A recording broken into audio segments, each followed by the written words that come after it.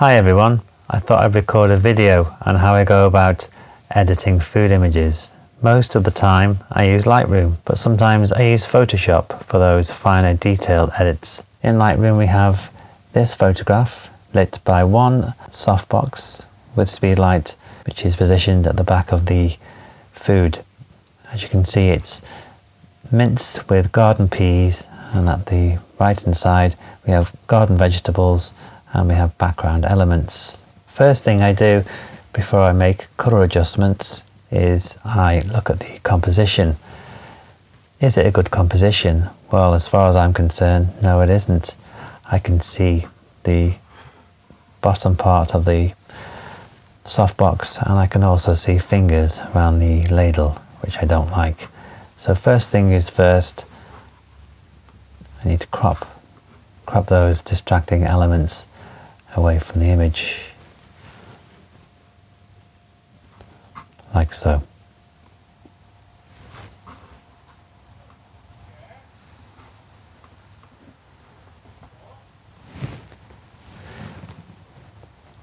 There you go. So much better than before. And now onto the edits. Starting at the top of the Lightroom right hand panel, I head to the profile section. I select chromatic aberration and enable profile corrections. Then I head down the panel to the temperature slider. I like my images to be warm as opposed to cold, warm. But I think in this instance it's warm enough. I rarely change the tint. Exposure, it is quite dark I think, so I'm going to adjust the exposure a touch, more exposure, like so. Oops. I'm adjusting the highlights there. So adjust the exposure. Contrast, I leave contrast. I do not use contrast here. I use contrast in the tone curve. So let's continue to head down. Highlights, I'm going to bring down the highlights a touch. I can see some hot spots. You can see the edge of the bowl is blown out. Shadows, bring up the shadows a touch I think. Whites, I'm going to leave the whites. I'm going to leave the blacks as well. Presence, I normally up the clarity, which gives kind of more contrast.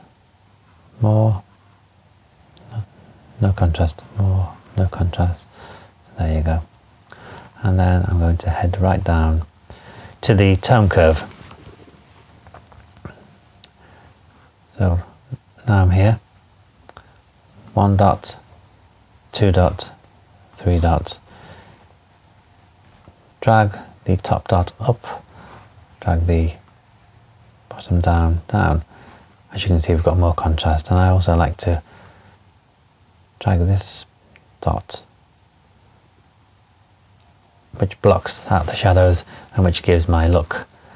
So before contrast, after. Can you see the way it pops? An image pops with contrast. However, when I add contrast to the image, I get increased saturation, which is what I don't need. So I need to head back up to the saturation slider and back off on the saturation. Looking good so far. I can still see some adjustments that need making in this image. I can see the vegetables, they are too bright. I'm looking at them first as opposed to the mince. So I need to adjust the brightness on the vegetables. So I go to the brush selection, and now I'm going to paint over vegetables like so, and reduce the exposure on the vegetables. And while I'm here, I'm going to add another adjustment brush and paint over the blown out highlight here, and then head over to the exposure, bring down those highlights. And then I'm also, while I'm here, going to create another brush mask and paint over the mince in the bowl. And then head over to the exposure again and then bring up the exposure there. And also the shadow details as well. I think I'm almost done. Right, now it's time to head back down to the post-crop vignetting. I like to add vignettes in images like this, in moody images like this.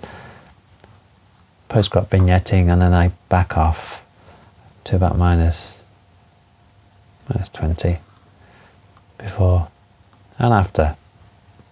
And that's it. Cheers. Thank you for watching.